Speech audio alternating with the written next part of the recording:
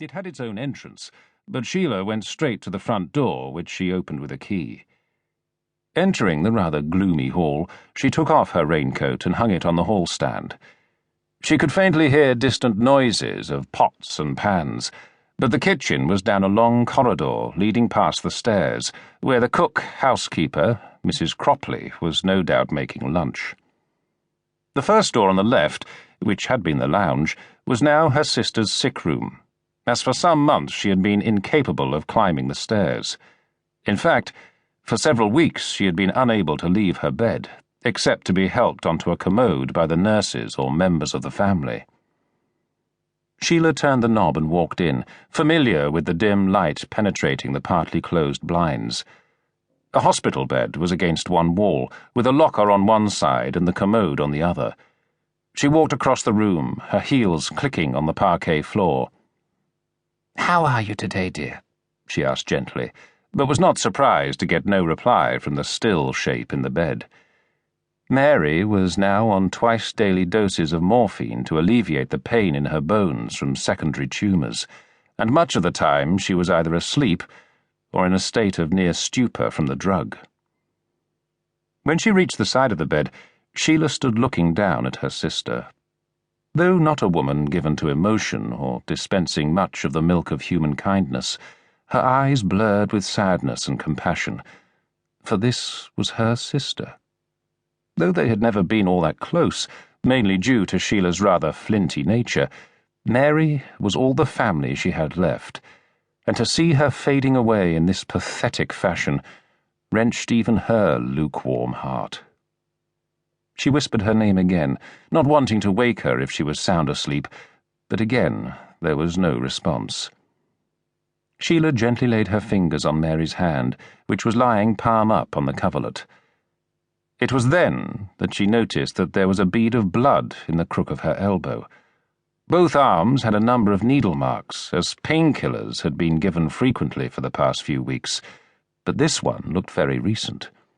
There was a kidney dish on the locker containing some lint swabs, and the fastidious pharmacist took one and gently wiped away the dribble of blood. "That's better, Mary," she said softly, but then looked more closely at her sister's face as she lay on the pillow. Her eyes were half open, but they were fixed and sightless. Sheila was not a nurse or a doctor, but she had worked in the dispensary of a London hospital during the wartime Blitz, and knew death when she saw it. At first, almost rigid with shock, she rapidly recovered and felt for a pulse in the wrist and then the neck to confirm that life had ebbed away.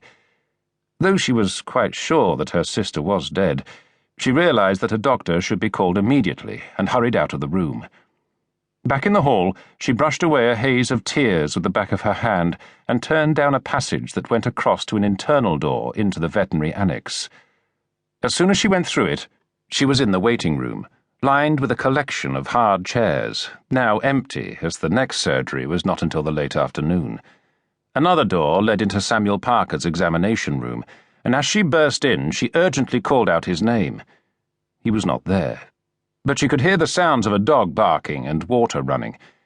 Yet another doorway led to several more rooms containing animal cages, an operating table, and all the paraphernalia of a vet's practice. "Samuel, quickly!" she cried out urgently. "Where are you?" "Coming, just washing my hands. What is it?" He appeared in the doorway, rubbing his hands on a towel. A tall, stooping man, Samuel Parker was in his late 40s, his dark hair forming a prominent widow's peak on his forehead. "Mary! It's Mary!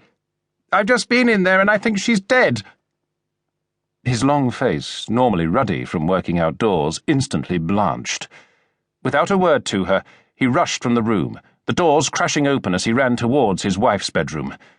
Sheila suddenly felt dizzy, overpowered by the suddenness of events, and she leaned on the zinc-topped examination table where clients presented their cats and dogs.